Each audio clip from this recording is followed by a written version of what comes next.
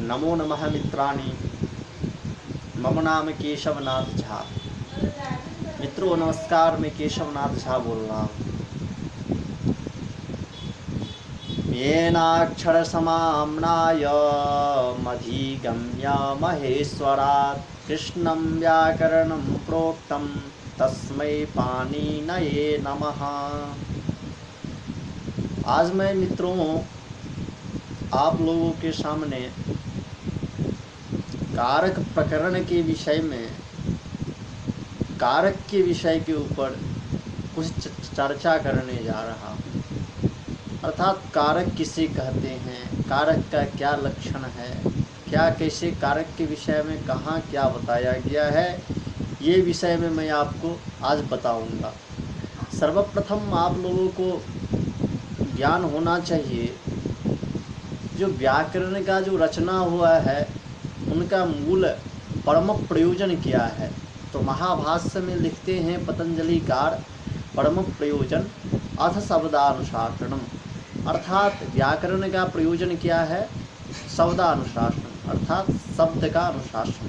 इसीलिए जब हम लोग बालक थे, बच्चे थे, तो उसी उम्र में हम लोग पढ़ते आए हैं व्याक्रियन्ते व्युत्पाद्यन्ते शब्दाः अनेनेति व्याकरणम, अर्थात जिनसे हम व्याक्रियन्ते अर्थात सम्यक रूप से प्रकृति प्रत्यय का ज्ञान करते हैं, व्युत्पाद्यन्ते सम्यक प्रकार से व्युत्पत्ति सीखते हैं, शब्दाः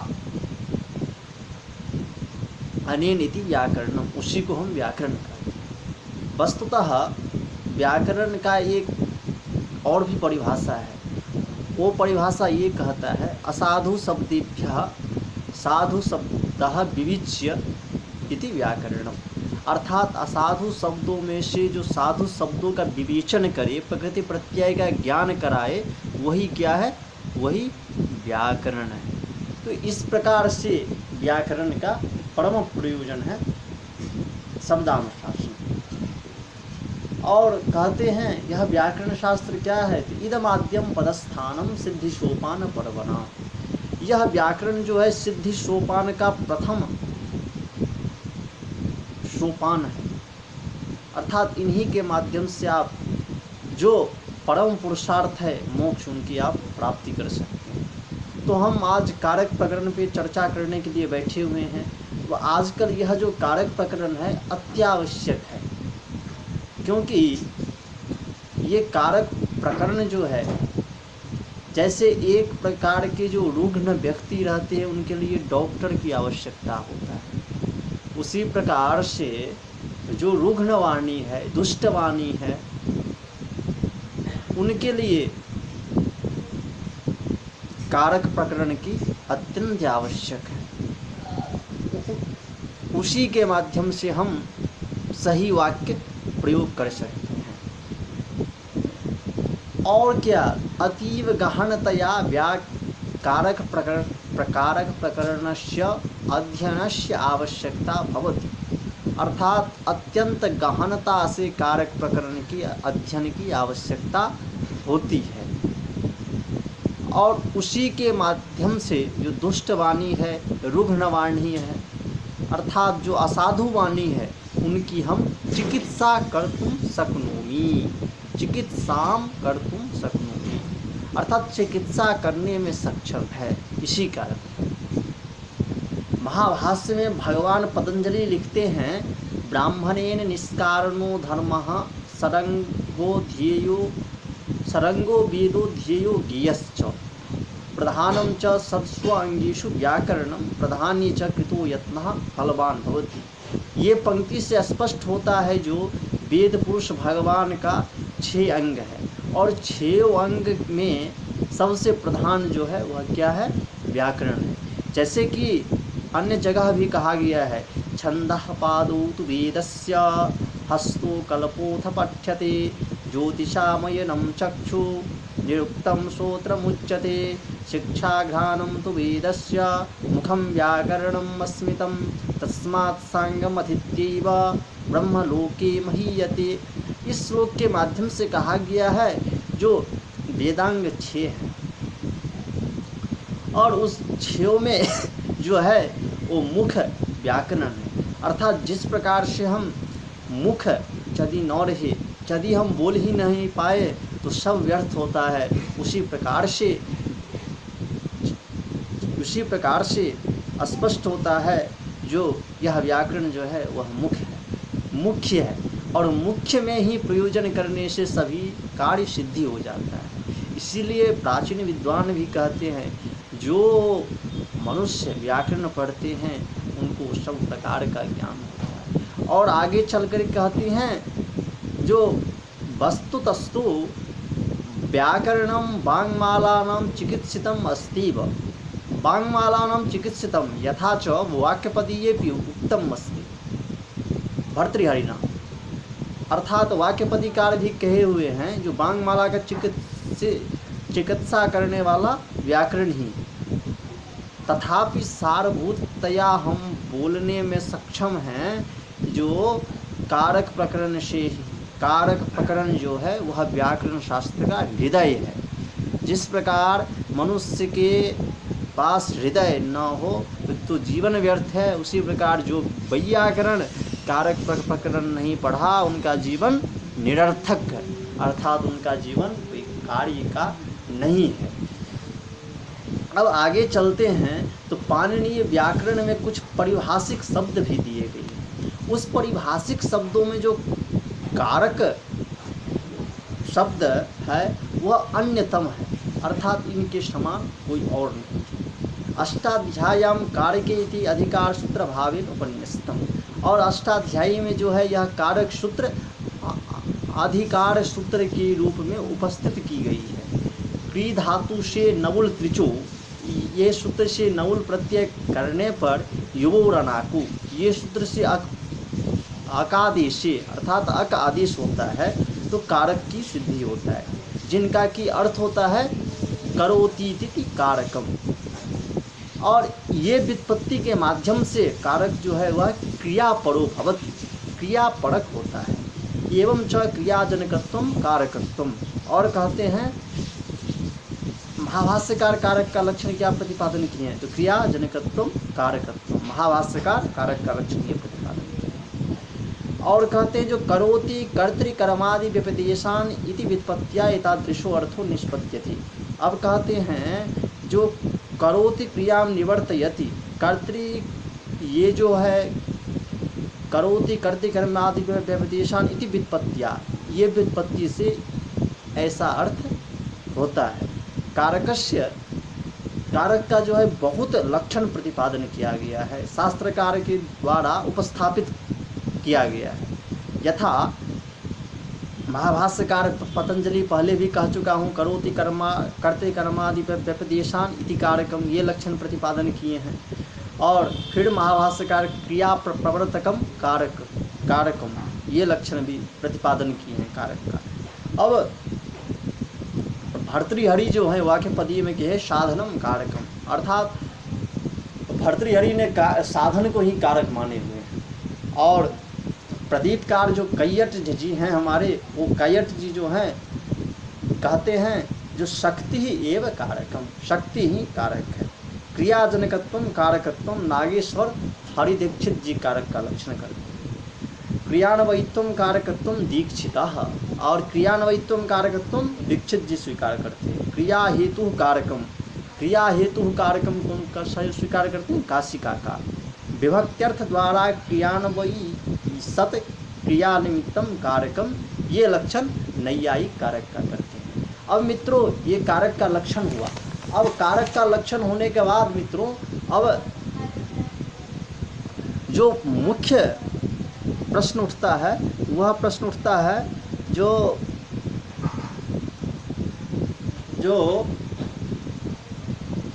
कारक कितने हैं। तो कोई कहते हैं 7 है, कोई कहते हैं 8 है, कोई कहते हैं कितने हैं, लेकिन प्रमाण के अनुसार केवल 6 कारक है। कौन कौन सी, तो कर्ता कर्म च करणम संप्रदानम तथैव च आपादानाधिकरणम इत्याहु कारकानि षट्, अर्थात 6 कारक है। तो कर्ता, कर्म, करण, संप्रदान, अपादान और अधिकरण, ये 6 कारक है। अब कई लोग कहते हैं अई हो यदि 6 ही कारक है तो फिर षष्ठी को क्यों नहीं कारक माना जाता है। तो षष्ठी को मित्रों ध्यान दीजिएगा, ये प्रश्न यदि आप कहेंगे जो मैं व्याकरण हूँ, व्याकरण पढ़ता हूँ, तो सभी जगह आपसे ये प्रश्न पूछा जा सकता है जो षष्ठी को कारक क्यों नहीं माना जाता है। पिता पुत्रम पंथानम पृच्छति, पिता पुत्रः पंथानम पृच्छति। तो यहाँ पर पिता में की जो है वह कारक संज्ञा क्यों नहीं होता है। तो कहते हैं अई भो हो, यहाँ पर संबंध है, अर्थात क्रिया के साथ उनका संबंध नहीं होता है, इसीलिए इनकी कारक संज्ञा नहीं होती है। अब कहते हैं जो क्रिया निष्पादकत्व कारकत्व, हमने पहले ही लक्षण किया था, जो कारक किसे कर दे तो क्रिया निष्पादकः यः भवति सः कारकः, अर्थात यस्य कर्तुः क्रिययोः संबंधः भवति, यदि कर्ता का क्रिया के साथ संबंध होता है तो ही उनकी कर्ता संज्ञा कारक संज्ञा होता है। लेकिन यहाँ पे तो कोई होता ही नहीं है, इसीलिए यहाँ पर इनकी कारक संज्ञा नहीं होता है। अब कई विद्वान लोग ये भी प्रश्न करते हैं, जो अधिकरण जो है तो वह वहाँ पे तो आधार, कर्ता का आधार के साथ संबंध है, क्रिया के साथ तो संबंध नहीं है। अर्थात सप्तमी को हम कारक क्यों माने, तो सप्तमी को कारक इसीलिए माना जाता है कर्तुः क्रियायाः संबंधेन, अर्थात कर्ता का वहाँ पर भी क्रिया के साथ संबंध है, इसलिए उनकी भी कारक संज्ञा होता है। तो ये मित्र कारक प्रकरण के बारे में मैं ये यहाँ तक कहा, और ये सारभूत बात में आपको बता दिया। अब आश्रय अवधि उद्देश्य संबंध सप्रयोजनः यथा यथम विभक्त्यर्थाः। तो आश्रय अवधि उद्देश्य ये भिन्न भिन्न प्रकार के कारकों का अर्थ भी है। तो हम पहले चलते हैं सिद्धांत कौमुदी का जो प्रथम सूत्र है, वह सूत्र है प्रातिपदिकार्थ लिंग वचन मात्रे प्रथमा। तो देखिए यहाँ पर प्रातिपदिकार्थ लिंग परिमाण वचन मात्रे प्रथमा। तो इस सूत्र पे हम विचार करते हुए पहले चलते हैं जो इसमें पद कितने हैं। तो प्रातिपदिकार्थ लिंग वचन मात्रे प्रथमा, ये 2 पद हैं। तो प्रातिपदिकार्थ लिंग वचन मात्रे इति प्रथमान सप्तम्यंतम पदम, प्रथमा इति प्रथमांतम पदम। और ये 6 प्रकार के जो सूत्र होते हैं, संज्ञा च परिभाषा विधि नियम एवं च अतिदेशो अधिकारश्च षड्विधम सूत्र लक्षणम, 6 प्रकार के जो सूत्र होते हैं उनमें ये विधि सूत्र हैं।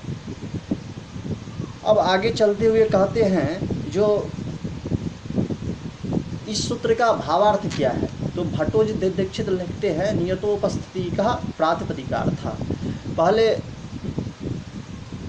प्रश्न उठता है जो प्रातिपदिकार्थ क्या है, तो कहते हैं नियतोपस्थिति का प्रातिपदिकार्थ, अर्थात प्रातिपदिकार्थ जो है जिनकी नियत अर्थात निश्चित उपस्थिति है उनकी ही प्रातिपदिक संज्ञा है।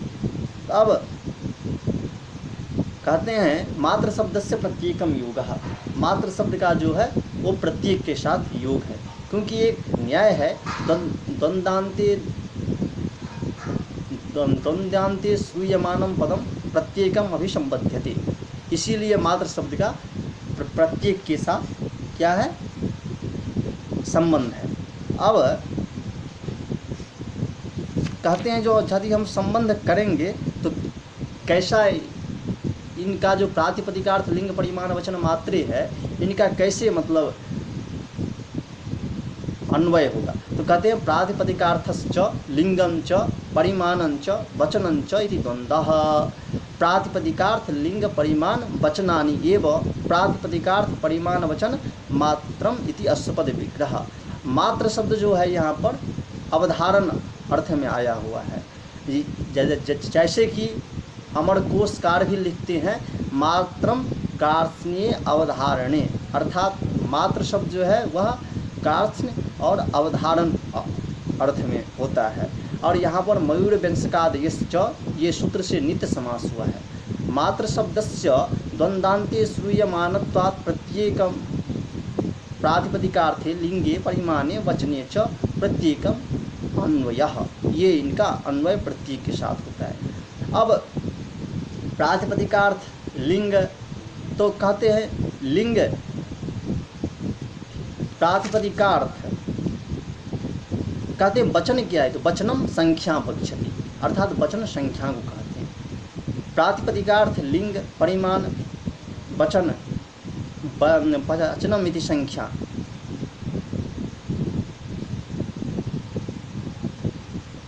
तो अब हम चलते हैं, तो कहते हैं जो प्रातिपदिकार्थ मात्रे लिंग मात्राद्याधिक्ये संख्या मात्रे च प्रथमा स्यात्। इस सूत्र का भावार्थ क्या है, तो इस सूत्र का भावार्थ है प्रातिपदिकार्थ मात्र में, लिंग मात्र में और संख्या मात्र में, परिमाण मात्र में, वचन मात्र में प्रथमा विभक्ति होता है। तो अब कहते हैं जो प्रातिपदिकार्थ मात्र का क्या उदाहरण है, कहते हैं उच्च ही नीच ही कृष्ण श्री ज्ञानम अलिंगा नियतलिंगाश्च प्रातिपदिकार्थ मात्र इत्यस्यो उदाहरणम। अनियत लिंग का ये प्रातिपदिकार्थ का उदाहरण हो गया। और अनियत लिंग का क्या हो गया, लिंग मात्राद्याधिक्ये तटः टटि टटम, ये उदाहरण है। अब कहते हैं प्रातिपदिकार्थ लिंग का परिमाण मात्र में द्रोणो व्रीहि, ये उदाहरण है। तो द्रोण रूपम यत् परिमाणं तत्परिच्छिन्नो व्रीहि इत्यर्थः। द्रोणो व्रीहि यहाँ पर परिच्छेद्य परिच्छेदक भाव संबंध है, और इनका अर्थ ये होता है द्रोण रूपम यत् परिमाणम तत्परिच्छिन्न व्रीहि, ये अर्थ इनका हो रहा है। प्रत्यार्थे परिमाणे प्रकृत्यर्थो भेदेन संसर्गे विशेषणम प्रत्यार्थस्तु परिच्छेद्य परिच्छेदक भावेन व्रीहो विशेषणम द्वितीयकः। अब कह रहे हैं प्रत्यार्थे परिमाणे, प्रत्यार्थ परिमाण में प्रकृत्यर्थ अभेदेन, प्रकृत्यर्थ के अभेद से संसर्गेन, संसर्ग से विशेषणम, विशेषण है। प्रत्यार्थस्तु परिच्छेद्य परिच्छेदक भावेन व्रीहो विशेषणम, और प्रत्यार्थ में जो है परिच्छेद्य परिच्छेदक भाव से व्रीहि में जो है वह विशेषण है। अब कह रहे हैं वचनम संख्या, कहने जो वचन क्या है वह संख्या है। तो एकः दो बहवः, ये इनका उदाहरण हो गया। इहोक्तार्थत्वात् विभक्ते अप्राप्तो वचनम, यहाँ पर जो कहा गया है विभक्तो अप्राप्तो वचनम संबोधने च। अब दूसरा सूत्र आ गया संबोधने च। तो यहाँ पर संबोधने इति सप्तम्यन्तं पदम च इति अव्यय पदम इति द्विपदमिदं सूत्रम। अत्र प्रथमा इति पदस्य अपि अनुवृत्ति भवति। सर्वप्रकारेषु सूत्रेषु इदं सूत्रं विधिसूत्रं वर्तते। पुनश्च वदति शास्त्रकारः संबोधने अधिके गम्येपि प्रथमा स्यात्, अर्थात संबोधन अधिके गम्येपि, जहाँ पर गम्य हो वहाँ क्या होता है, प्रथमा विभक्ति होता है। संबोधनम अभिमुखीकृत्य ज्ञापनम, संबोधन किसे कहते हैं, संबोधनम अभिमुखीकृत्य ज्ञापनम, ये संबोधन है। हे राम, ये इनका उदाहरण हो गया, यहाँ पर प्रथमा विभक्ति हुआ है। माम पाही, अर्थात मुझे रक्षा कीजिए, ये शेषा। यह रामम प्रातिपति मद्राक्षा ज्ञाप्यम। अब कहते हैं जो अब सूत्र आ गया कारके इत्यधिकृत्य, ये अधिकार सूत्र है। कारक सूत्र जो है यह अधिकार सूत्र है। अब कहते हैं जो अधिकार होने के कारण यहाँ पर तत्प्रयोज्य के हेतुश्च, सूत्र तक इसकी अनुवृत्ति रहेगी। अच्छा, अर्थात कारक के सूत्र का तत्प्रयोज्य के हेतुश्च, इस सूत्र तक इनकी अनुवृत्ति जाएगी। इसके फलस्वरूप आपादानादि संज्ञा विधान करने वाले सूत्रों में कारकीय का प्रभाव पड़ने के कारण करण कर्म कर्ता करण आदि कारक कहलाते हैं। कारक का व्युत्पत्ति लव्य अर्थ करने पर आकांक्षा पूर्ति के लिए करोति अथवा क्रियाम निवर्तियति ये अर्थ किया जाता है। अर्थात कारक जो है बहुत ही एक विशिष्ट प्रकरण है और आज मैं इसे यहीं पे समाप्त करता हूँ। पुनः कल जो है मैं कर्तरीप्सिततमं कर्म इस तरह के बारे में व्याख्यान दूंगा और बताऊंगा। तो मित्रों नमस्कार, मुझे सुनने के लिए आप मेरे चैनल को सब्सक्राइब करें एवं लाइक करें और आपको प्रत्येक दिन कारक प्रकरण के विषयों पर और अन्य विषयों पर भी आपको मेरा वीडियो मिलता रहेगा। तो नमस्कार मित्रों, प्रणाम।